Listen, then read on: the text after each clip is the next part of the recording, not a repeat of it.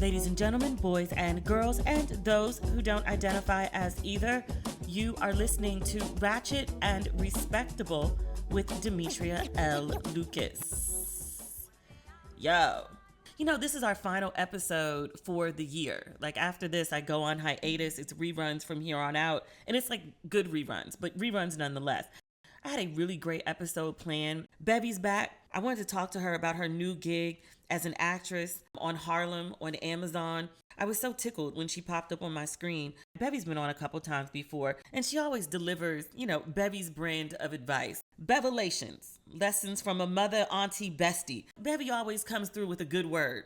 So I wanted to close out our episodes for the year with a good word from the Bevy. We had a great conversation. I'm very eager to share it with you, but I would be remiss to record this episode right now and not talk about the really big news story that broke not earlier today. I'm recording this on Friday at 3:20 in the morning. I'm up finishing up some work, trying to tie up a bunch of loose ends so I don't have to do any work when I'm in Ghana, so I can just enjoy the country as much as I can. When I go over there, I'm trying to lock down my living situation for when I move. I have a bunch of places that I need to see. So it's not just purely a vacation trip. But I don't want to do no work while I'm over there. So I'm up late working, and I just got around to doing the podcast. I think a lot of stuff we can put on the back burner. This one, not so much. I feel like this is all I've been talking about for like the last 2 weeks. Sex and the City, the new Sex and the City, quote unquote, and just like that. I'm not calling it that. But I feel like ever since that show dropped last Thursday, it's just sort of consumed, not my life, but at least my podcast. Sex and the City is a juggernaut. It is what it is. The first time we talked about it was like, oh my God, they killed Kenny. But no, they killed Mr. Big in the first fucking episode. Everyone lost their goddamn minds over it, which rightfully so. We talked about how this character has been a part of our lives for 20 some odd years. And people have very visceral reactions to, bringing this show back only to kill this man off. We waited forever for him to act right with Carrie, and we only got really one episode of him acting right, and then he did. So there was that, and then there was Peloton. He died in the show right after he got off a Peloton bike. Peloton stock tanked because of that, which is crazy that happened, but it did. So the Peloton team over the last weekend, 48 hours, they pulled together a commercial that featured Mr. Big and the Peloton instructor. He just finished her class and then he died. But they got the Peloton instructor from the show, who's a Peloton instructor in real life, by the way. But they got the woman from the show and they got Chris Noth. They put together a whole commercial and released it within 48 hours. So it came out on Sunday. And then on Thursday, the new episode of Sex and the City came out at midnight. I waited up to watch it. They didn't load it till 12:20 and I was pissed. It's a great episode. I have many thoughts. I wanted to post about it Thursday. I said, let me give myself 24 hours just to let people, get a chance to see the show. I understand, folks got other things to do and do not, have the free time to obsess about TV shows in the way that I do. I'm blessed. It also pays my bills to know these things. So I said I was going to recap the show on Friday, but Thursday, a story broke on The Hollywood Reporter. Chris Noth has been accused of sexual assault by two different women who don't know each other, whose stories are frighteningly the same. And The Hollywood Reporter, being the respectable publication that it is, my good friend Nkesa Moody is actually the EIC over there. Two women have accused Chris Noth of sexual assault. And I read the story on Hollywood Reporter. I'm going to tell you about some of it here. I'm giving you a trigger warning in advance. When I say sexual assault, I don't mean he grabbed a boob like the disgraced former governor of New York. No, this man was full out raping folks, allegedly. Have to say allegedly because I ain't trying to get sued, but allegedly.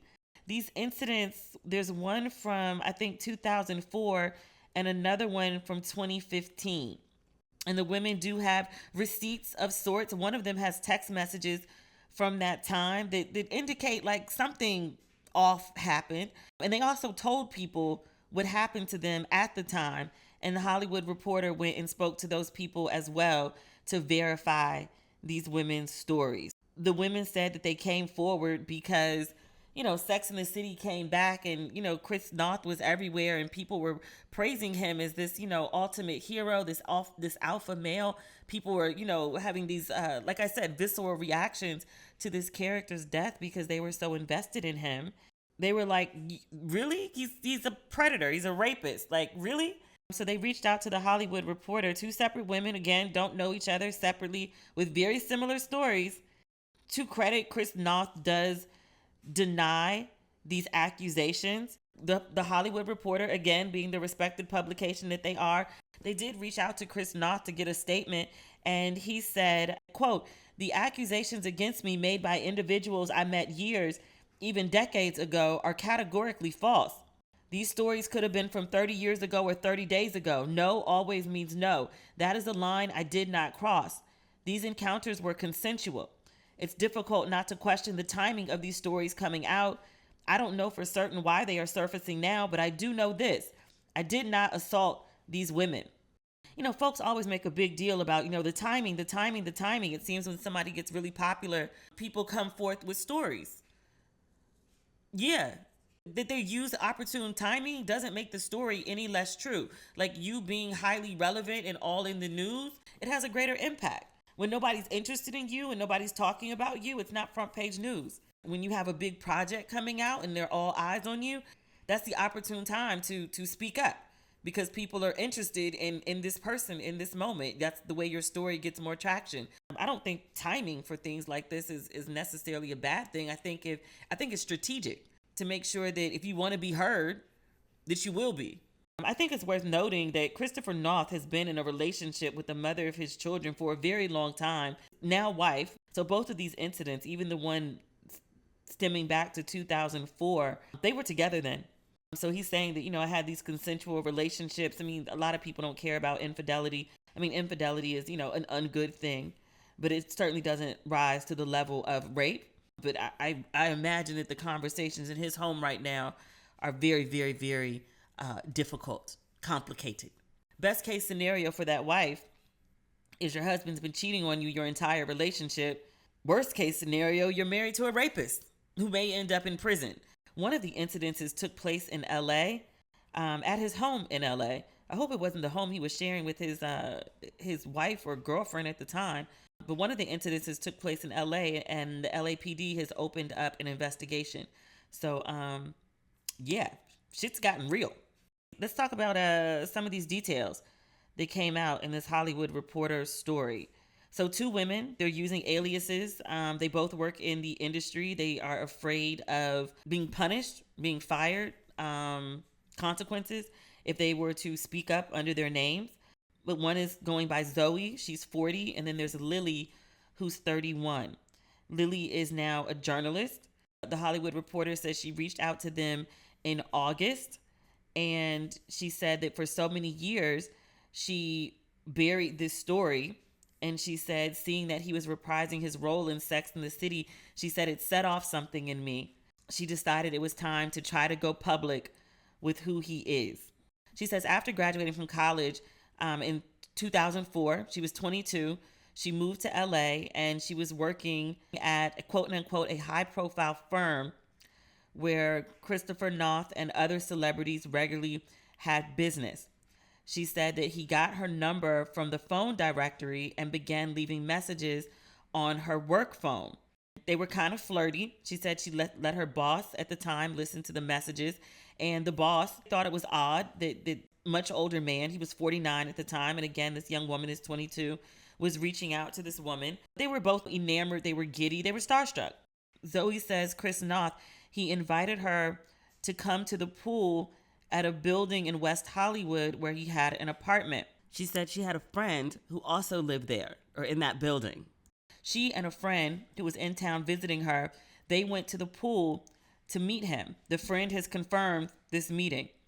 Zoe said he had a book with him and he asked her to take a look at it because he was thinking of doing this project. And he kept asking her what she thought. And she was very flattered that he was asking her opinion. She says he had to take a phone call and he left the book and he told her to just bring it to his apartment later when he was done with his call. So afterwards, she said she went to the apartment. She left her friend down at the pool. She said he tried to kiss her. She wasn't alarmed by that. She said she kissed him back and she said, "Thank you. I'm going to go back and meet my friend." And she didn't think much about it. She thought it would be a fun story to tell her friends that, she moved to Hollywood. She said she'd only been living in LA 2 months, but she moved to Hollywood, met Mr. Big, and he kissed her. She thought it would be a funny story to tell.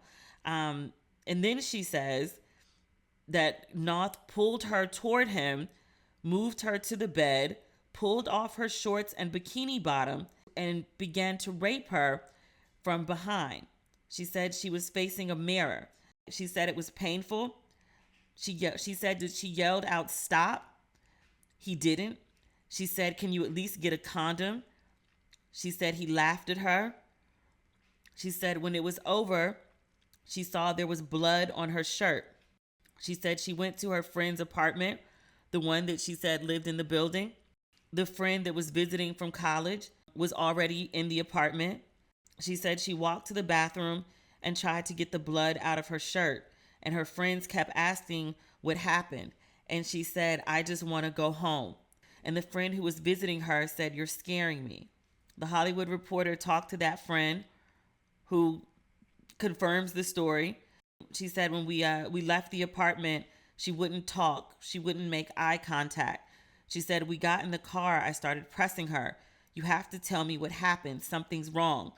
She said, "I don't remember the words she said, but I said, 'I'm taking you to the hospital.'" They went to Cedars-Sinai, and Zoe told the staff she had been assaulted. She had to get stitches.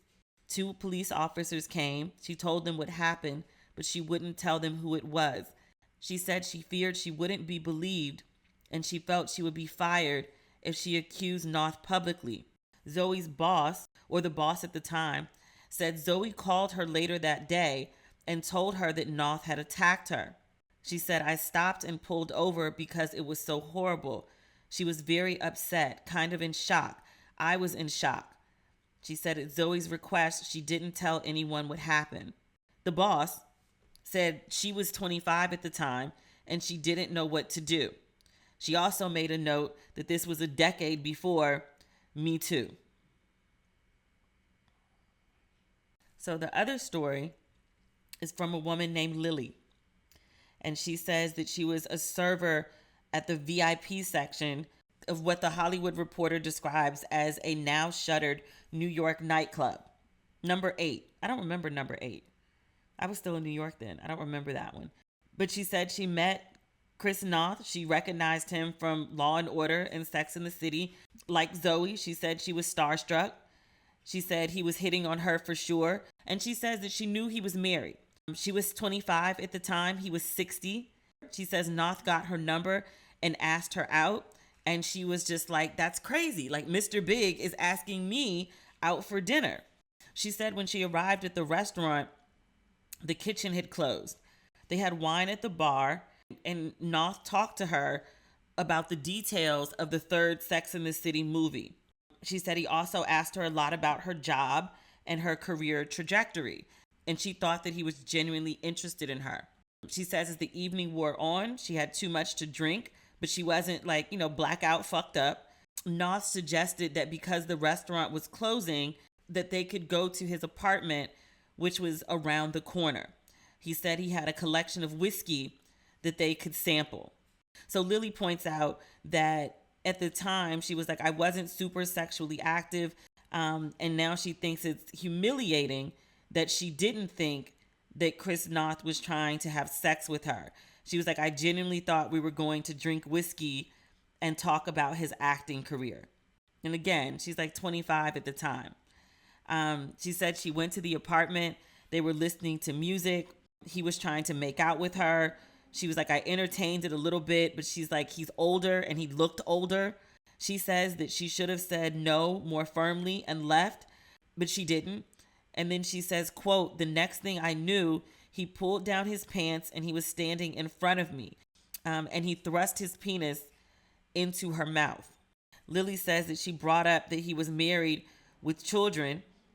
And he said marriage is a sham and monogamy is not real. And then she says again, quote, "The next thing she knew, he was having sex with me from the back in a chair. We were in front of a mirror. I was kind of crying as it happened. When it was over, I went to the bathroom and put on my skirt. I was feeling awful, totally violated." She said she called an Uber. In the Uber, she called a friend. Hollywood Reporter spoke to the friend as well. The friend described her as hysterical. She says Lily told her that he had, quote, pretty forcibly had sex with her. The friend suggested that they should call the police, and Lily said no. The next day, Noth left a voicemail on Lily's phone. He said, "Hey, hope you didn't take anything wrong last night. We had fun. Just want to make sure you didn't take it the wrong way." The friend heard the voicemail, and she said it very much seemed like, "I know I did something bad, but I'm trying to make it seem like it wasn't a big deal." Lily still has a text exchange from 2015 with Noth. In one of them, he messaged her, "I have to ask you, did you enjoy our night last week? I thought it was a lot of fun, but I wasn't quite sure how you felt."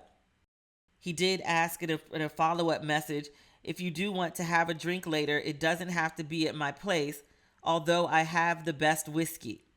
Come have a drink with me before I leave town." Since this story came out, there have been other people like all over Twitter talking about encounters with Chris Noth. There was a woman who was a promoter at a club that he owned, and she talked about like basically what a sleazeball he was at both at the club, and then she was also an actress. She worked on a Law and Order episode, and he was drunk while he was filming, and he was just a complete dick then too. It was a kind of widely known thing that he was a sleazeball. Perhaps many people didn't know he was a rapist. You know, these two women came forward in the Hollywood Reporter, and then now there are murmurings on Twitter, and then other people are, this other woman, at least this one other woman, made a series of Instagram slides about like her encounters with him. I think this is probably going to be maybe not a Weinstein level situation, but I think there's going to be women coming out of the woodwork about their encounters with Chris Noth. What these women are describing is some real predator shit. It sounds like he had a MO. Rape them from the back in front of a mirror. Very young girls. These stories are awful. Absolutely awful. And like I said, I expect more to come out, unfortunately. So we'll see, like over the next couple days. Unfortunately, I won't be able to speak with you about them on the podcast. Maybe I'll get a chance to, do Instagram or Facebook updates while I'm traveling. That's not guaranteed. That's a maybe. That's a strong maybe. But yeah, like I feel awful for these women. So just to be clear, first and foremost, my sympathy, empathy, actually, and concern and care is for the women who have allegedly been assaulted. That I just want to make sure that I note that is the primary focus. What I'm going to say next is thinking from another perspective, and I just want to be on the record as saying that the primary concern is the women. Yo, the marketing team at Peloton got to be ready to like shoot everybody. Last week they were pissed about Sex and the City has killed off this major character using their goddamn bike as like the weapon of choice, right? Their stocks tank. Those people ain't get no sleep over the weekend. They pulled together an entire commercial and had it up and circulating by Sunday. They celebrated on Monday. They were posting. They were like, 48 hours, we did this thing. Everyone and their mother was talking about the commercial they put out. It was all over the blogs. It was all over the publications. It was all over like random social media accounts. It was very well received. Even though their stock didn't shoot through the roof again, I think they stopped the dramatic drop. We talked about like the senior vice president of marketing was a black chick. She talked on her Instagram about, the whole team pulled it together. And she posted this picture. Like they were really proud of their work, and they should be, because it was widely praised as great marketing. That y'all paid that man out the ass because he got a good check to pull that Peloton ad together last minute. I don't even think all the payments they would have had to put out for that commercial, Chris Noth might have got the money wired to his account because he had some leverage to be like, you want me to show up? Run me my money in full. He might have got paid. Everybody else is on some net 14, net 30. Them checks ain't even cleared yet, and that ad got pulled. Those allegations came up this morning. Peloton pulled that ad by the afternoon. Cleared every mention of it from all their social media channels and was like, big who? Chris what? We don't know him. We don't know him. Peloton is done. They're fighting air at Peloton headquarters. I feel bad for them. I really do. Because they lost and then they won and then they lost again. They can't win for losing over there. Damn. Poor Peloton. Can you imagine if that was your job right now? And right before the holidays? Them folks can't wait to get off work. Can they even get off? You can't take no real holiday in the midst of this shit. They might get the day. That's it. Maybe Christmas Eve. I feel bad. Is the piece of plastic in your wallet doing enough for you? Because with the secured Chime Credit Builder Visa credit card, you can start building credit with everyday purchases and on-time payments. You see, with Credit Builder, members can increase their credit history with no annual fees or interest. And having a good credit score can mean getting better car loan rates or renting apartments easier, or just bragging rights around the dinner table. I love how simple Chime makes it to improve your credit.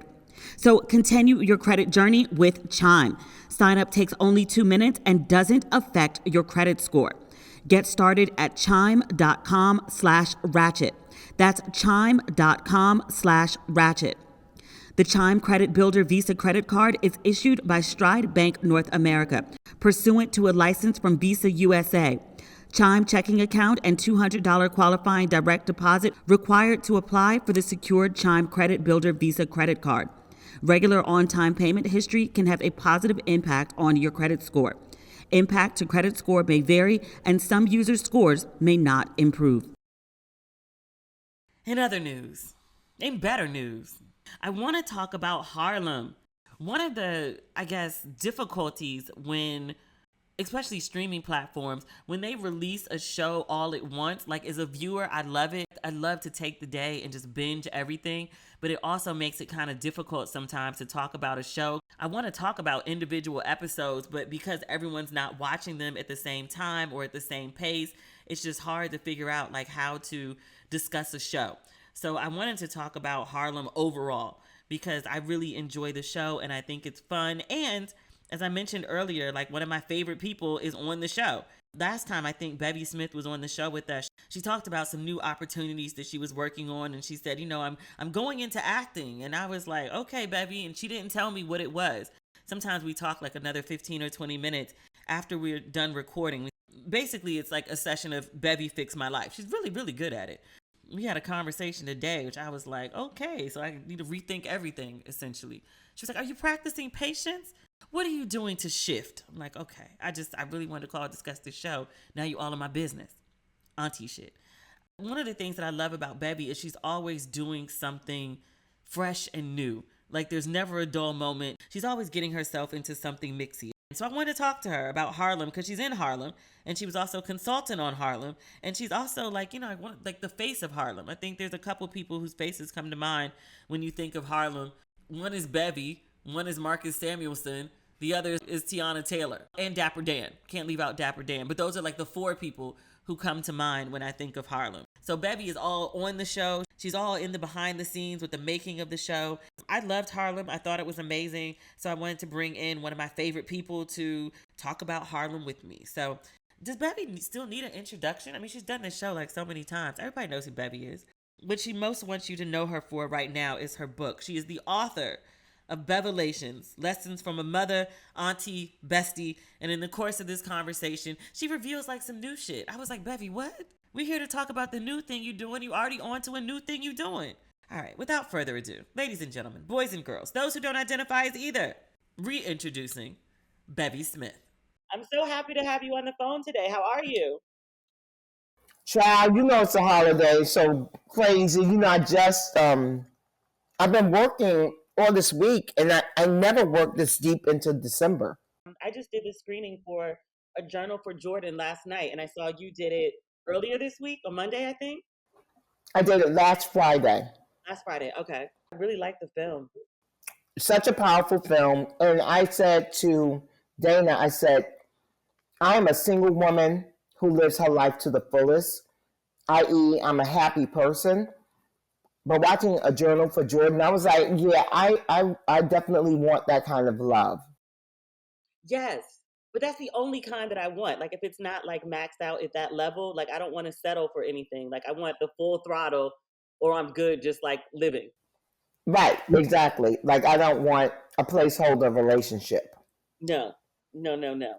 It was a really good film. I like cried my eyes out at the end. Of course. I mean, to lose someone after, and the real story is they went back and forth for like 8 years because she just didn't believe that he was her guy. And they went back and forth for 8 years. And then when she finally commits, he dies. Spoiler alert. So I caught that, and I wasn't sure because we had an open bar at our screening, and I was like, wait, because I was like, it was 2002, and like I remember the music, and then all of a sudden it was like 9/11, and I was like, wait, what? Like 10 years just passed? What happened? Okay, Yeah. so it's just me. Okay, Yeah. Oh gosh, now that makes it even worse. Oh my god, now I have to watch it again because I feel like I see it in a totally different light with that understanding. I'm glad you mentioned. Yeah. It's pretty sad, but that happens a lot. Yeah, it does. It's something I'm really afraid of too. Well, don't be afraid. Just live your life with your heart being open. For me, I really have gotten into this mindset where I am going to enter my 55th year in 2022 with a very open heart, meaning that I'm not going to be guarded at all, come what may. Okay, I Yeah. like this. I like this. I like it very much. But the reason I wanted to get you on the phone today, which I'm super excited about, is I texted you on Thanksgiving because I was watching Harlem. I had the advanced copy of it. And you told me last time we spoke, and when I read your book, you talked about this new opportunity. You said you were going into acting, and you didn't tell me or the readers what exactly this project was. You just left it very open ended. It's like, I'm going to be an actress, and that's that. Yeah. Then I'm watching Harlem, and I saw you were a consultant, and I was like, oh, okay, that makes sense. Like, who knows Harlem better than Bevy? And then you pop up on screen, and I started screaming in my apartment. I was like, oh my God. And then I texted you with like all that excitement, like, oh my gosh. So congratulations on that. Like, you're always into something, which I love about you. Thank you. That's a part of. I've always been very open. Well, not always, but since I decided to change my life at the age of 38 and stop being a fashion executive, I've always let my professional life very open with an open spirit. And so that's just another part of it. I quit my job with the intention of being an actress. It was just the hosting thing came to me so easily. And a lot of people directed me in that way as well. Like even the great acting coach Susan Batson, the first time I ever took an acting class, she said to me, "You're a book, you're a movie, you're a story waiting to be told. As you are, you can work." And I was like, I want to do August Wilson, I want to do Tennessee Williams, because to me, like, theater actors are the alpha and the omega, like they're the end all and be all. And she's like, but as you are, you can work. That's her voice. As you are, you can work. You can go out and get work. As you are. And then I started getting work as I was. And then you become successful at that. And it's like, well, this is pretty fucking good. I don't have to work a job. I get to do these things I really love, because I really do love hosting shows and interviewing people and all of that. I love that. But when Page Six TV ended in September 2019, I said, I'm not going to try out for another one of those kind of shows. I'm going to give myself the opportunity to see what's happening for me as an actress. As an actress. So how did this role in Harlem come to be? My friends Mimi Valdez and Pharrell Williams are EPs on the project. And of course, Mimi was like, well, you are Harlem. And I went in for an audition. And the craziest thing is that I auditioned literally 3 days before the country shut down. So I must have auditioned on March 10th of 2020. So right before we got the notice that, oh yeah, we're in the middle of a global pandemic. And I wrote about it in the book, being scared to go because I was afraid of failing, but I was also afraid of this new virus that no one really knew anything about. But I pushed myself and I went. And I felt like I didn't stink up the joint. I said that in the book. Well, I didn't stink up the joint. And I said, I don't know what's going to happen, because I don't know if you remember this, Demetria, but there were a lot of shows that were greenlit that got canceled due to the pandemic. There were shows that were on the air that were supposed to come back for season 2 and 3 and what have you, that just didn't come back because of the pandemic. So I didn't know what was going to happen with the show. And when I auditioned for it wasn't even called Harlem. And so I didn't think much of it. I was just glad that I had the oomph, the gusto, the cojones to go out there and audition. And that's really where I left it. And I was minding my business, smoking a cigarette, and eating a bonbon. I don't do either one of those things. But that's like my spirit animal. I have on Malibu trimmed, lingerie, and I'm sitting on my chaise lounge, luxuriating, eating a bonbon, smoking a cigarette, and my phone rings, and it's my manager, and he's like, Amazon is looking for you. They want you for a role in this series. You already went in and auditioned. And I was like, wow. That's amazing. Yeah. I don't know, because I don't think people who don't work in TV understand how long it takes for a project to go from, I guess, inception to actually landing on your screen. Because if you're auditioning this for the beginning of 2020, before the pandemic, and we're just now getting it in the fall of the winter, really, of 2021. Yeah. So it's been a very long journey for this show. Yeah, and of course it was slowed down due to the pandemic and everything, because of course no one was shooting. Everyone had to stop shooting, and everyone had to reconfigure everything. And so entertainment was no exception. I will say that I feel like entertainment and film and TV really did get back up on their feet sooner than most other kinds of entities, business entities. And that's probably because of all the money that they were leaving on the table. Because as you know, we all just sat home and binge watched everything. Tiger King would never have been a thing if not for the pandemic, which we saw now with the part 2 of Tiger King. Has anyone ever seen it? Does anyone talk about it? No. No one cares.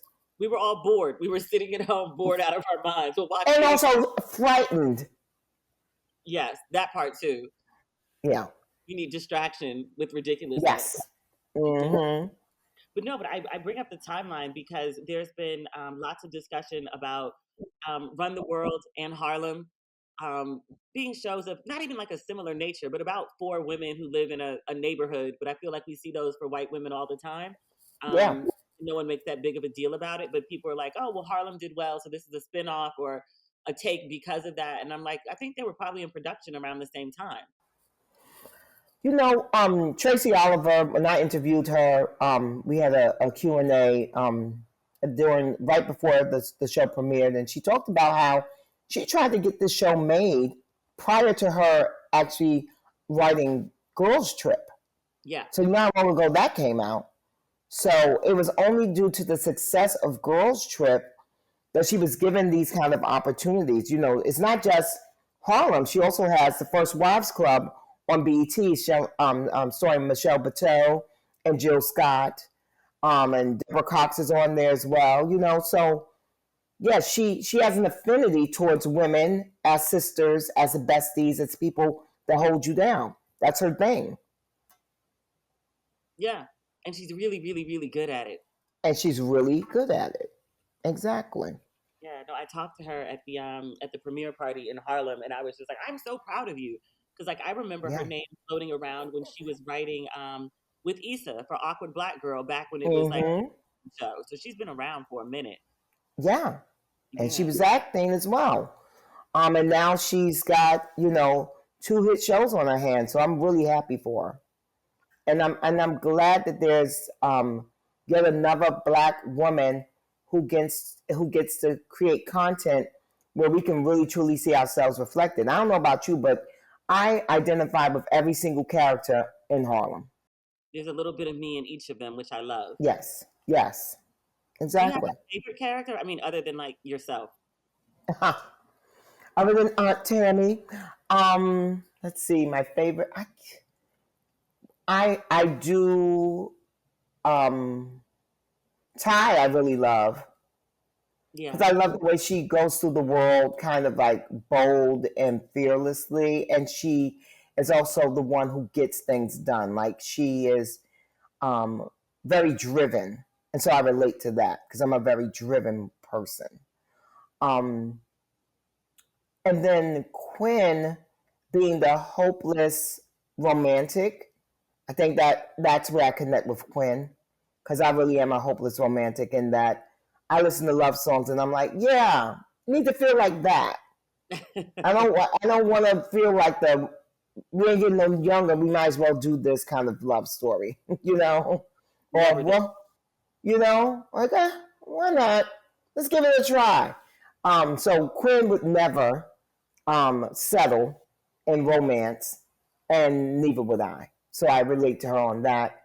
And then Camille, gosh, when haven't we been like, kind of obsessed with yesterday, right? And chasing after the memory of something. We'll have to see about, what happens in season 2. Like, is Ian really worth what she's putting into him, the angst that she's going through? Is she smart to, like, be kissing him when she has a perfectly divine man who absolutely adores her and gives her no drama? Yeah, I feel So, like there's just certain people where it's just something about them. Like it's just this like magnetic kind of chemistry, and even though it doesn't make yeah. sense, like I hear the skepticism in your voice, Yeah, Bevy. because it doesn't mean they're right for you. That could just be some kind of animal magnetism, some kind of attraction in that way. That could be very base and basic. And when you get to be a grown person, a grown ass woman, you do have to start learning how to discern between the two. Just because you are drawn to someone doesn't mean you need to be with that someone. Bevy, don't say that. Well, I'm just saying, girl. I'm dealing with my own issues, Bevy. Damn it, don't say that, Well, Bevy. the babe, we've seen this happen time and again, play out in our lives and also play out in, fictional characters. I mean, most recently, Big and Carrie. I'm sorry, she wasted a lot of years going back and forth with Big, only for him to die, 10 years into the marriage. I You let mean, I'm just like, you let him die. she let him die. There was definitely room on the door. Exactly. Oh, yes, go ahead. Um, and then I was going to say, but Angie, I love Angie because she is the big, bold, blustery personality, but she is soft inside. She And is. for me, I always talk about how I had to shed my big bed from uptown persona because it was really getting in the way of life, the way I saw it, you know? And so I had to really let go of that persona. And so now, even though I am outspoken and even though I don't go with a lot of nonsense, I think people get that I am a human. And I think people get that I have feelings that can be hurt. And I think people get that I am a sensitive spirit versus just like, I'm not having it. What? I wish you would. Like, that gets us nowhere. So Angie gives you that, but then you see her in those quiet moments in her performance. Shaniqua is so great at that. And you see her vulnerability and you see her hurt and you see her pain. And I think season 2, hopefully, they'll be able to explore even more of that. Yeah. I think Angie's probably the most relatable to me for similar reasons. Like, I'm a Cancer, so I have my hard Mm-hmm. shell. I'm like, nothing bothers me, and I have that tough exterior, but I'm pure mush inside. Like, if you really know me, my Yeah, feelings are very exactly. easily hurt. I'm very sensitive. So I'm like, oh, Angie, I just want to like hug her and protect her and put her in bubble wrap. I love her. Right. Exactly. And I'm glad that you connect with her too. There have been so many kind of harsh criticisms of her. And I'm like, you people are not getting it. Are you watching the show? Because it's not a one note performance. Yeah. There's texture there. No, I feel like sometimes it's like a catch 22 with portrayals of black women because it's like if she's too soft then she's a pushover, if she's too hard then she's a strong black woman stereotype. It's like sometimes we acknowledge the stereotypes exist, and then when we're watching art about black women it's like all we can see is the stereotypes. It's really weird how we do that sometimes. Yeah. Meanwhile, because everyone was criticizing Quinn for leaving her purse and everything, and or for going out to Long Island. I was like, I used to travel to Westchester for penis, like, and I'm sure a lot of other people have. And I've gone to Brooklyn before You for said penis. Brooklyn like it's the same distance as Westchester. You're like, I'm going to But Westchester. for me, it is. Well, you know, for me, it is because remember, Harlem is so next door to the Bronx, and the Bronx is basically Westchester. It's like literally, I could get to Yonkers, or you know, I could get to Yonkers in like 40 minutes, and that's the same kind of distance to Brooklyn. It's an hour and a half on the local train. I've done it. Yes. Well, you know, I'm not taking the train. I'm not taking the train to travel for no penis. Have you never taken the train, baby? You've taken the train before. For penis? For penis? No. No. Not unless it was like the Metro North to go and see him in Westchester, which is not the subway.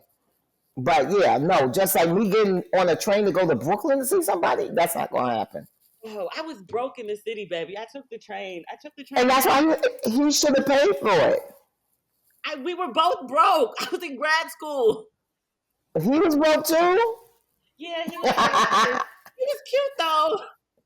Okay, yeah, that's one thing I can't relate to because remember I'm a Harlem girl, and you know us Harlem girls, we're about our paper, so I'm like, everybody can't be broke. Or if everybody is broke, he's gonna have to come to me.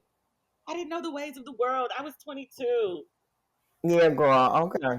It was cute. It was romantic in retrospect.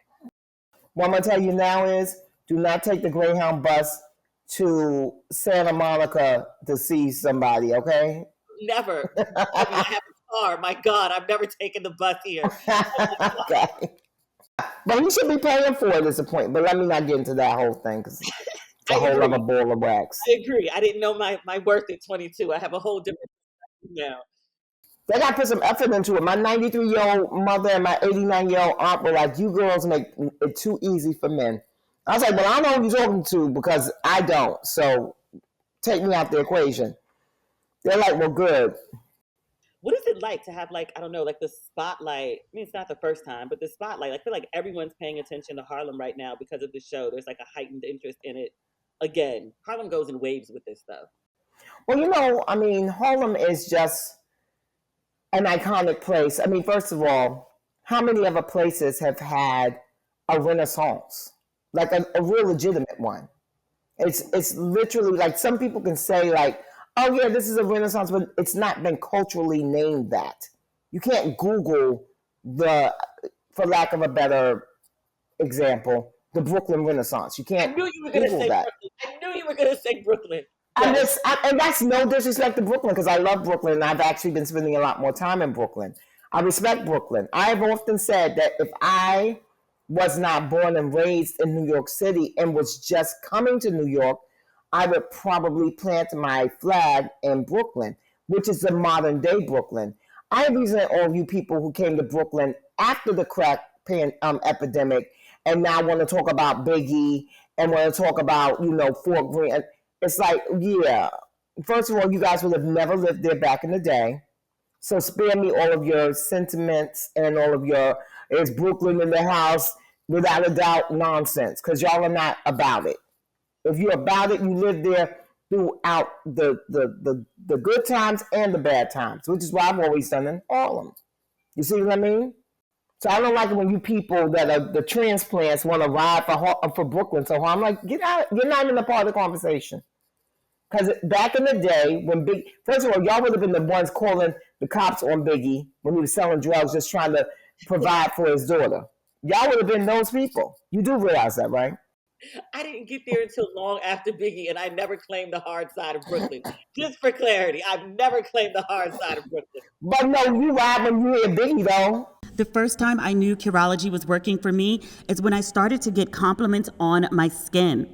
I've been using Curology for over a year. I heard an ad for it on another podcast, and I was like, let me give it a try.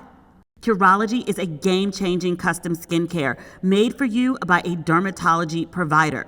They'll create a custom prescription cream for your specific goals, whether that's tackling acne, clogged pores, skin texture, dark spots, fine lines, or something else. You start by taking a short online skin quiz and uploading photos. And if it's a good fit, they'll ship you your formula right to your door. It even has your name on the bottle. I began using Curology to address my dark spots. And since I've started using Curology, they're totally gone. My skin is completely even. And what I love most about Curology is how simple it is. No visits to an office. I get products that work and they're delivered right to my door. Get started with Curology just like I did with a free 30-day trial at Curology.com/ratchet. Just pay $5 for shipping and handling. That's CUROLOGY.com/ratchet to start your free 30-day trial. Cancel anytime. Prescription subject to consultation. When you run a business, time seems more precious. Every misplaced moment feels like a missed opportunity, a lost chance to make your business better, or even just step away and recharge. ShipStation gives e-commerce sellers like you and me more time to do what they really love, unless what you really love is managing every single little detail of order fulfillment. ShipStation automates time-intensive shipping processes so you can get back to focusing on bigger things. I love ShipStation. It's the only shipping platform I've ever used to ship your Ratchet and Respectable merchandise, and you know how fast that goes out. With ShipStation, you get deeply discounted shipping rates normally reserved for Fortune 500 companies. And 98% of companies that use ShipStation for a year, like me, keep using it for as long as they're in business. It's time to let go of all those shipping tasks. ShipStation can do it better and faster. Sign up using promo code RESPECT for a free 60-day trial today at ShipStation.com and start saving time with every shipment. That's 2 whole months of shipping made quick and painless, and it's free to try. Just go to ShipStation.com, click on the microphone at the top of the page, and type in RESPECT. ShipStation. Make ship happen. And when he asks, is Brooklyn in the house, you'd be like, without a doubt, right? I do. To this day, I do. Yes, to this day. Yes. So then you're claiming a Brooklyn that you were not a part of and that you could have never survived in. Fair. You're right. I'm a girl from the burbs. You're right. I moved to Brooklyn for Spike. You moved to Brooklyn for Spectrum. Nola Darling-ish or whatever. I wanted to be an artist who lived in a Brooklyn loft with like a bunch of candles and date a bunch of different guys and live like some boho artist lifestyle. That's why I moved. Okay. I saw that movie when I was like 13, 14, maybe younger, and was like obsessed with Nola Darling and just the idea of like just Brooklyn, the views from the bridge, like her friends, her lifestyle, everything. That's what I wanted. Meanwhile, you're blasting all your hip hop. I don't hear you listening to Bill Lee's soundtrack, his jazz soundtrack. You sitting up rah-rah for Jay-Z and for Biggie. Which one is it, honey? You want to be Nola Darling or you want to be a hip-hop hottie? Which one? I would jump every time I drive my car. Like I'm listening to the new Rick Ross. I'm selling keys on the way to, Right. I know. This is my suburban life. Let me be. Well, I just wanted to clarify that I could never disrespect Brooklyn just like, I'm not ever going to disrespect Brooklyn because there's no comparison between Brooklyn and Harlem. And I'm so glad that I'm saying this on this podcast. So here's the thing, guys. If you do not live here, or if you you were not brought up here, you were not born here. Brooklyn is an entire borough. Okay? Harlem is a part of a borough. The borough that Harlem is a part of is Manhattan. So we're just a neighborhood in a borough. So you cannot compare a neighborhood to an entire borough. So if you want to compare Harlem to something, then you have to take one of the neighborhoods in Brooklyn and then you have to compare us. And then that's a fair comparison. But we're so mighty in Harlem that folks have to bring up a whole entire borough to battle against us. Here you go. Okay. But tell the truth, right? Tell the truth, shame the devil. Am I not making point? Yes. All facts, all valid points. That's how fly we are. The Harlem Renaissance. You don't even get to be the writer that you are without Zora Neale Hurston, without Langston Hughes, without Arturo Schomburg, without Baldwin. You don't get to do any of that. Acknowledge. Yeah. Except for the Harlem Renaissance. So, I mean, okay. Bow down when you in my town. That's all. Bow down when you in my town. That's it. And then all of our modern day swagger. Who doesn't want to be Tiana Taylor? I was surprised she didn't pop up in the show. I was expecting her to come She up. doesn't, You and then Dard. I was like, Tiana's gonna pop up too. she doesn't live here though. Oh, was she in Atlanta? Atlanta and LA, I believe. Oh, okay.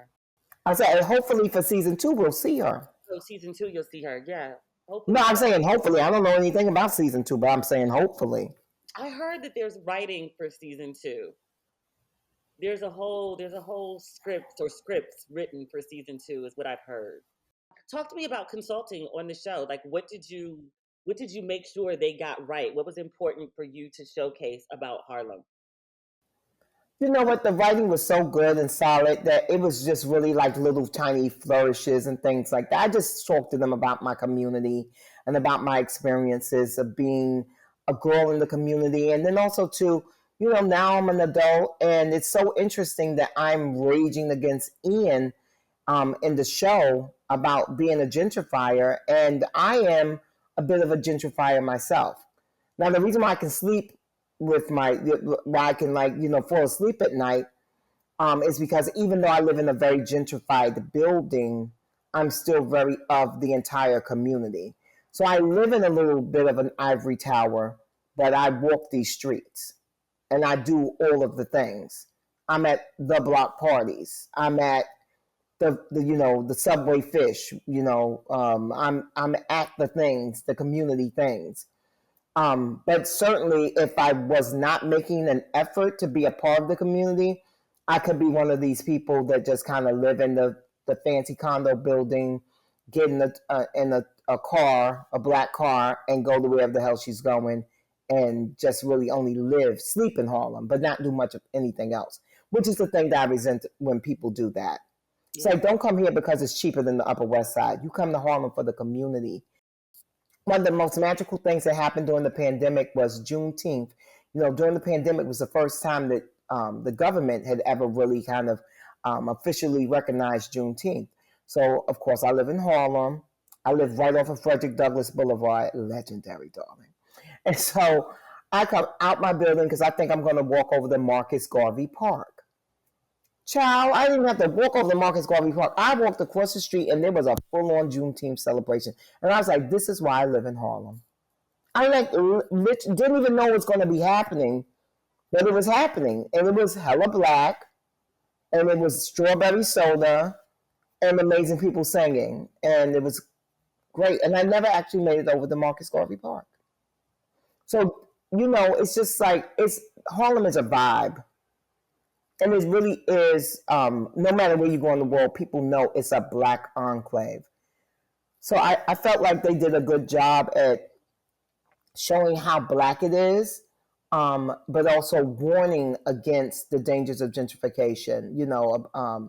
We do have to be very vigilant. Like that poster that they had of the restaurant and that Soha sign, like that was something that I mentioned to them because a couple of years prior, there was a real estate company that moved to Harlem and they tried to create Soha. And they tried to make it a thing south of Harlem. And it was supposed to be that corridor like 116th down to 110th. And they were trying to make it a thing. And of course, the community rose up and was like, so what you can't do is rename a historical community. It's like, you can't come into New Orleans and rename Treme. Like, where are they doing that at? And we stopped it. So it's great that they made sure people understood like these kind of things happen, but it's the community that can put a stop to it. And we continually do that. Because as you know, Demetria, you were out with me this summer, and for all the white folks you saw, did Harlem not feel hella black to you? Hella black. Very black. Very. When you were talking about it being like, you walked outside for Juneteenth and it was a block party, I was like, I feel like that's any given Friday in Harlem. Right, exactly. I just went up there for drinks. You were like, we're going to promenade. And I was like, sure. Okay. We're going to sit out.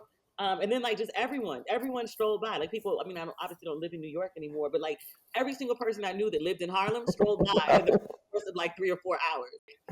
Went from dinner and cocktails to like bottles and cars pulling up. But that whole night was like, when I wrote about it on my social media, I was like, that whole night was like a movie. Like all sorts of people, like editors, like the shoe editor from Sex and the City. We were talking about the shoes for the upcoming Right. show. And I was just like, wait, what? Just, yeah. Dard came out with champagne and showed us his abs, which, you know, my crush on Dard continues. Yes. Right. No, but that's what it is. It's a real community. And that's the part that I'm hoping that people get from just even seeing the way the girls interact. It is a community. And we have and I actually have a whole crew of people who are not from Harlem but live in Harlem that are my friends too. So like and that puts a different spin on things. If you're not from Harlem and you live there and you love it, you may not, maybe you didn't go to the rooftop, or maybe where you go and get your fried fish is different from where I go and get my fried fish. You know, it's like you just have different, it's a not different taste level, but you have different experiences based on when you got to Harlem. And because Harlem is always changing and evolving, but the one kind of cornerstone of Harlem is that it's a Black community. It really is a Black community. I mean, just the fact that our avenues are named after Malcolm X and Adam Clayton Powell Jr. and, you know, Frederick Douglass. And for Adam Clayton Powell Jr. and for Malcolm X, you can literally walk the same streets that they did in Harlem. You can go to Adam Clayton Powell Jr.'s church. That's Abyssinian, which is one of the most prominent churches in the country, Black churches in the country. You know, Malcolm X's mosque on 116th Street still stands. Like, that's powerful stuff. You know, when I talk about moving back to New York, I actually think about going to Harlem. Come on, girl. I'm not saying when. I don't know when. I'm just saying I have looked. I have looked at real estate in various parts. Come on, girl. And Harlem is one of them. Yeah, come on. Because we got a community. It's really popping, and you can live in your ivory tower, and you can, you know, come down on the ground, and then you get all your folks and all your juice and all your energy, and then you go back up. Like, you know, okay, so again, not to just harp on the Brooklyn thing, but I don't know if there's a part of Brooklyn where you're living in the hood, but you can also live luxuriously in the hood, where it's like still like the energy. Well, you know, Harlem is odd in that there's a luxury building, but then there's a project right there, and like everyone kind of mixes and mingles. Versus, I feel like in a lot of other places, because New York is like that, you know, right? Like the meatpacking district is, you know, that project that Whoopi Goldberg grew up in, right across the street from the Maritime Hotel. But never shall the two meet, right? The project folks don't go over to the Maritime Hotel for a cocktail and dinner. No, never. That would never happen. That would never happen. But in Harlem, that happens all the time. That's one of the reasons why I love Red Rooster and Marcus Samuelson. Because at any given Friday or Saturday, you go up in that dining room, and you're going to have, you know, the hood folks that are coming in for their nice cocktails and everything, and then you're going to have some European from somewhere that came because he's heard so much about it, and he's a big fan of Marcus because he remembers when he used to run Aquavit. But you have that cultural kind of blend, and I like that. And that's the New York I grew up in. Yes, that's the New York I miss. Actually, hear the sirens in your background, and I'm like, oh. Yeah, don't you hear that? I miss yes, it. honey. I miss it. I actually hear it again, but not enough. I actually, let me let it go by. I actually usually close my terrace door when I'm doing these kind of things. And I was like, you know what? But we're doing something. We're going to be talking about Harlem. They should feel the energy of Harlem. Yes. Ugh. And yes, ambulances are a part of the energy of Harlem. Yeah, it's part of the story. Let me ask you a final Mm. question. If there's a season two, which I'm praying there's a season two, one of the reasons I keep talking about this show is I want everyone to watch it so it gets as many eyeballs as possible. So there is a season two. So I find out what happens next. What do you think is going to happen next in season two, especially for Camille and Ian? Oh, what I want to have happen? What do you want to happen? Oh, yeah, because I have no way of knowing what's going to happen with the storyline. But what I would love to have happen is I want Camille to get really focused on being Dr. Camille. And I want her to really own her shit and not let Ian or the other really hunky guy distract her. Because what I find is that we give up so much as women. And, oftentimes it's a sacrifice that's worthy. Um, but many times it's not. And sometimes you're left hollow inside, hollow on the outside, and you're like, wow, if I had not what Camille's professor was telling her, played by Andrea, I forget her last name. White woman professor was telling her, yeah, I gave up my PhD track, to be there for my husband and all that kind of stuff. And then they wound up being divorced. It's like, oh, that happens a lot. And I just think for women, we have to learn to put ourselves first. And if we want children, we have to be very intentional about that. And that means being intentional about it too. If we find someone, great. And if we don't, do it anyway. Because I will tell you this, younger women listening. My book is called Bevelations, Lessons from a Mother, Auntie, Bestie. And this is the auntie part. If you want children, that is the one thing that one like pang, that angst that will never go away, that will never subside, no matter what happens to you, no matter how successful you are. But there's not just one way to have children now. So you're educated, you're smart, you go to go-getters, go get yourself a baby, with or without the guy. That's my little piece of advice. I never wanted children. That's how I can be a happy single 55-year-old woman. Because if you're 55 and single who never wanted children, hope and love springs eternal. I don't have a clock on happiness and finding love. There's no clock on that. There's a clock on motherhood in the traditional sense with the quote fingers. There's a clock on having a baby. And nobody better not mention Janet Jackson. Janet, Tamron, there's somebody else that had a baby at 50. People always Hallie. how, oh yeah.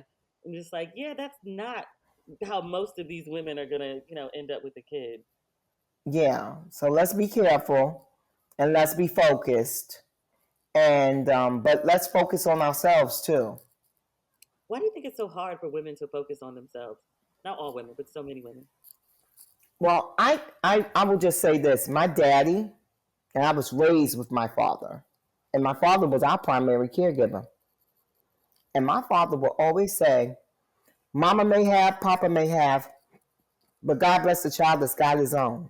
And my father was our provider, a caregiver. It's not like I was raised by a man who left us to the wolves. Like, no, he was there for us. But he also taught us the importance of always having your own. And then my mom has always been a spitfire, and she's always gone her own way, danced to her own beat. And so I was raised by a very independent thinking woman who just happened to be married and just happened to have children. And I think that not enough women see that. I know a lot of young Black women that I chat with, because they've never even been in a 2-parent household, they have a fantasy of what that is. And they will do anything to reach that goal, not understanding that that's not a goal. A happy, healthy relationship is the goal. Just being able to say you're married, or being able to say you're married with 2 kids and with a house and 2 cars, that should not be the goal. The goal should always be to be happy in those spaces. Because otherwise, it's just you're doing it for the gram. You're not doing it for yourself. And then you come up empty and hollow. And then you show up bitter. And no one likes a bitter bitch. No one likes that. So you wanna just keep all those things in mind. I want Camille to keep those things in mind. Like I said, I have no way of knowing what they're doing with Camille's character, but I hope that no matter what happens with her and Ian or her and the other guy, is that she's going to be focused on really upping the ante. Because when Whoopi had to read her for filth and told her, yeah, like you being a 7 in a room full of 5s when you really should be a 10, like you don't get brownie points for that. Yeah. No, I similarly wish. I don't know if you wish that she would be single, but I wish that she would be, because I don't think Ian is the good choice, and I don't think the other guy is a good choice either. I think he's like a backup for Ian, because she doesn't want to be alone, or she wants to feel like, well, he has someone, so I have someone too. And I never think that's a good idea. I really wish that she would, get herself together, and be at Yes. and then find somebody, but figure out, be the 10, and then meet someone at her best self and see what that person looks like. Well, that's always the goal. Well, shit, I've been pursuing that since I was 38 years old. I'm like, oh my God, let me work on myself. I'm amazing. Now I'm going to meet someone incredible to match my fly, but it hasn't happened yet. But hope springs eternal. But yeah, that's what I would love her to do. I did all this introspective work on myself. As you know from reading the book, I did all the introspective work on myself. I was a woman who was obsessed with men. And then I wasn't.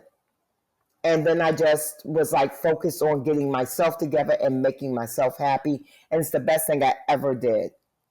And my life right now is cake, which we all know cake is a very tasty thing. And icing just makes it a little bit sweeter. But then icing can also be cloying if it's too much. See, so everything in moderation. Mm-hmm. My dude will be icing. And hopefully he won't make me sick because it's too much of it. Just a little icing, just enough, just the right amount. Just enough icing, Don't go overboard.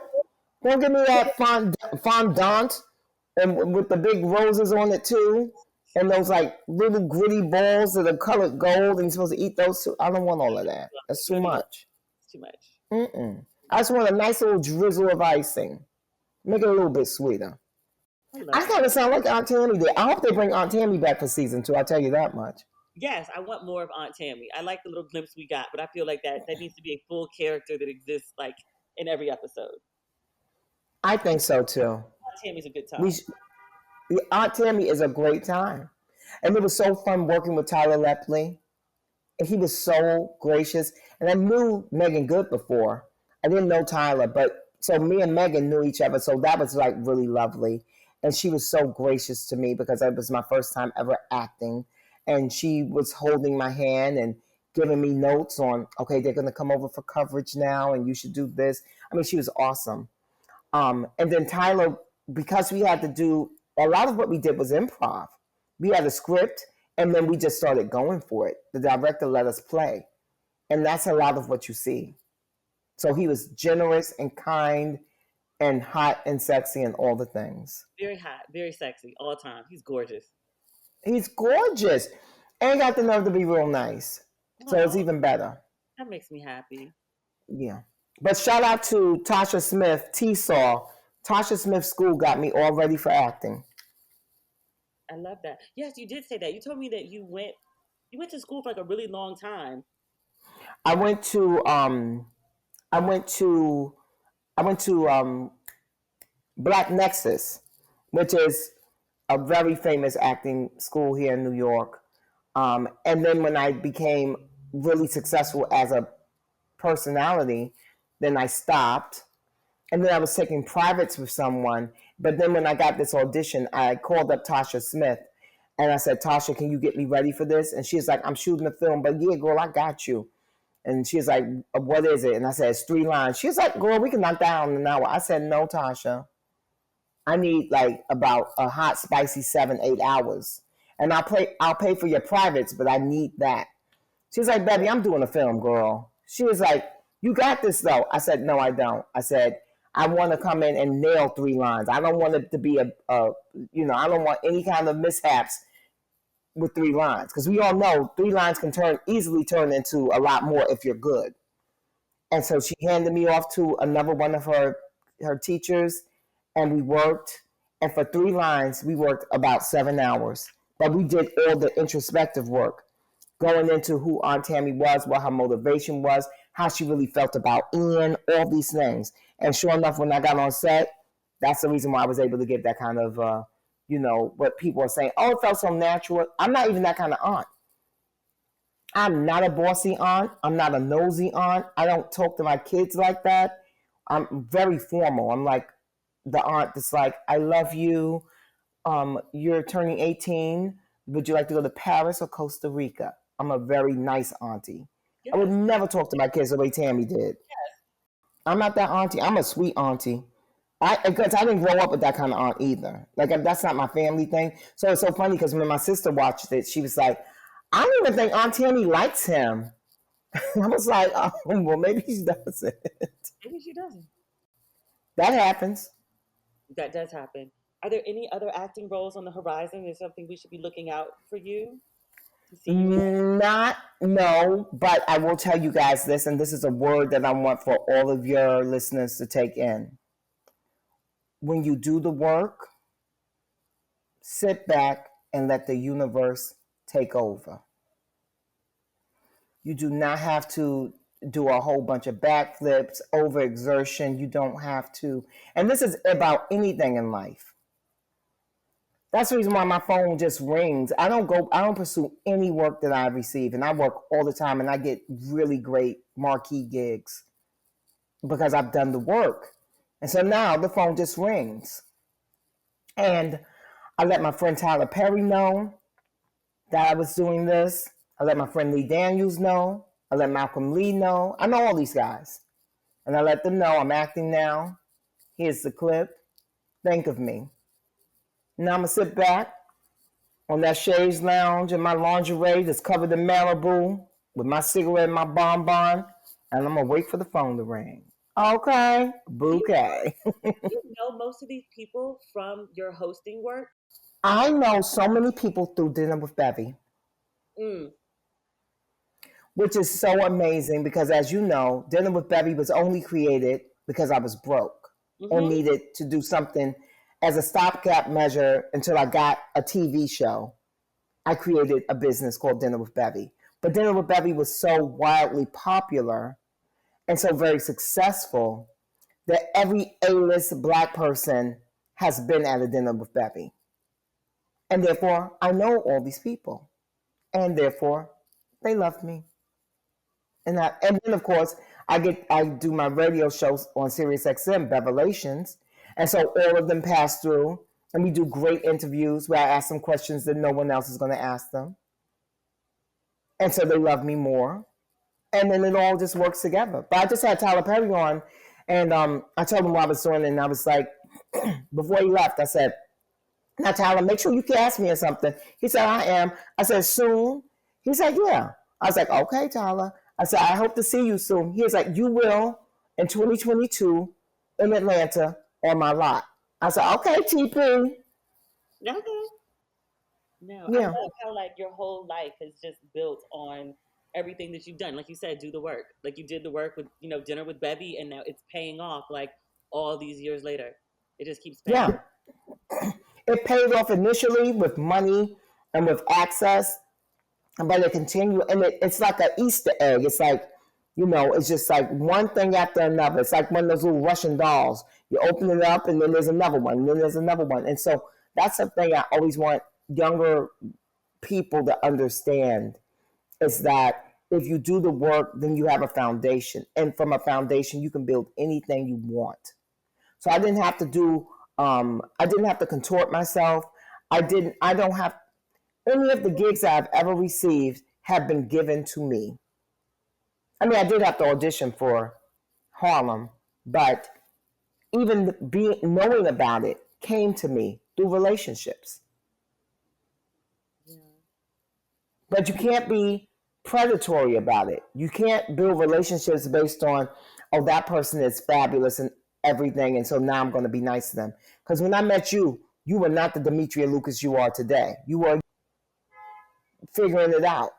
But I was always nice to you, right?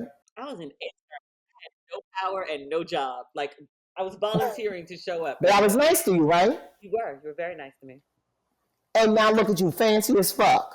So if I'd been an asshole to you back then, you would not be willing, I'm sure you wouldn't be willing to help me and to support me and do all these things, right? No. No. Because they were Yeah. who were not very nice, and I don't support them, and I don't help them. Yeah. See? And now they need a little Demetria Lucas, honey. But they wasted their power. You tell them don't waste your pretty, but don't waste your power either. Because when you're in pocket, that's the time to be the most generous and the most gracious to people. That's not the time to hoard your power. These people are so silly. That's why I can't stand older women that look at younger women as competition. If you don't get out of here with that, if I looked at Gia Peppers and what's my other baby's name? Scotty Beam and Danielle. Yeah. The whole crew you just named, Danielle too, Scotty, Gia, Yeah. Sylvia, Danielle, that all of them. They're fly and fabulous. And they do the damn thing. And guess what? I don't want the jobs that they get because I should not that they're not good jobs, but I should have moved on from that. What am I holding on to?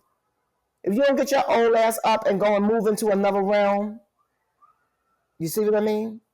You know what? Some of the best advice you ever gave me, and it was about it was about dating. It was about being a certain age, like over 25, I think, in the club. And you were Yes. you started going to the club at 17, 18, 16, whatever. People have seen you. Like you're not new anymore. Yes. You need to go to a place where you're new. So you were like, get out the club and you need to go to some hosted dinners, some sit down dinners, Yes. Yes. fundraisers where you're the fresh face in the room. And I was like, that's great advice. That makes sense. And I did just that. Yeah, you don't want to be the 20, which is not even an old age. You want to be 27 in the club, but you've been there for like 10 years. And so by virtue of just time, you're old hat. And so, yeah, everyone still loves you. Everyone still wants to give you drinks. Everyone still lets you in for free. You don't have to wait online. But also, you're being passed over for the newer model. Why not go someplace where you can be discovered? That's why I always tell the folks, I love going in the rooms where no one knows who I am. Please don't know who I am. Say, who are you and what do you do? Oh, let me give you a chance to introduce myself. Let you meet me. You know what I mean? Like, yeah, I love that. I don't want to go. I don't rest on my laurels. I should have put that as one of the revelations in the book. I don't rest on my laurels. I just don't. I refuse. If I'm really good at something and I've really mastered it and I've had a lot of success at it, oh, it's time for me to move on. Which is why I did not go out for another hosting job. Which is why I do not want Wendy Williams' job. Which I want to say that on the record because so many people are like on the computer. Bevy's angling for Wendy Williams' job. I am not. That is Wendy Williams' job. You don't want I'm on a Bevy show. Not Wendy Williams' job. Like a talk show? Yeah, a late night one. You need late night. So you could be full. I want full throttle. I want it on a streamer. You know, but in the meantime, in between time, I'm way more focused on doing this acting thing. And also, tomorrow, when you're watching Swan Song starring Mahershala Ali and Naomi Harris, when you watch the end of the movie and you watch the credits, they will say art consultant Bevy Smith. I was an art consultant on Swan Song. You just being a little bit of everything, baby. Listen, I'm going to make sure that when I close my eyes, It won't be on my tombstone. She didn't try everything she wanted. I'm going to try it all, baby. Ride it till the wheels fall I'm off. to the wheels fall off. I'm looking at Norman Lear at 99. I'm looking at Cicely Tyson, who I interviewed her 2 days before she died. She put out her book on a Tuesday, died on a Thursday. Come on now. That's the way you do it. 94 years old. She worked until the bitter end, but worked on the things that she was passionate about, that she loved. That's who I'm going to be. Well, thank you, Bevy. You're always amazing. Thank you. This is probably I my love favorite you. part of ours. Isn't Bevy the greatest? I love Bevy. She makes me so happy. When we finished that call, we literally had a 15-minute conversation about my plans for Ghana. And so I was like, oh yeah, I'm planning to do this and this and this. And like I have a whole plan. Like, I'm going to move to another continent and this is my plan. And Bevy was like, why don't we do this, and this instead? And I was like, oh, I never thought about that. And she's like, yes, that's much easier. That makes more sense, I think. And I'm like, yeah, it does. Yeah. I would tell you what it is, but I need to like figure out how to execute it first. And she was like, yeah, so when you go to Ghana, take some time to think about the things that I've said and we'll talk in the new year. I was like, you just give me like marching orders for my vacation. Indeed, she did. Indeed, she did. If you have not picked up Bevy's book, Bevelations, Lessons from a Mother, Auntie, Bestie, please do. It's an amazing read. If you got some downtime over this holiday season, I hope that you're off. I hope that you're not reporting to the office every day. If you have some downtime, spend it wisely and pick up a copy of Bevy's book. But that's it. That's it for this episode. That's it for this week. That's it for this year. We won't speak again until 2022. So you have an amazing holiday season and an amazing new year. And if you've not picked up your merchandise for Ratchet and Respectable, especially your white and gold, I think the white and gold is really pretty for the new year. Like, I'm obsessed with gold, just in general. That's why I keep putting gold on everything. Like, I like gold. It is what it is. But yeah, if you have not picked up your merch yet, please do. The site is not sold out. Everybody always thinks my site sells out in like a couple days or in a couple hours. It has before, but like I actually got like the right amount of merch this time. And that's not everything, but it's everything I got for this year. So we'll talk again in 2022. Have an amazing holiday season. Happy New Year. Okay, bye.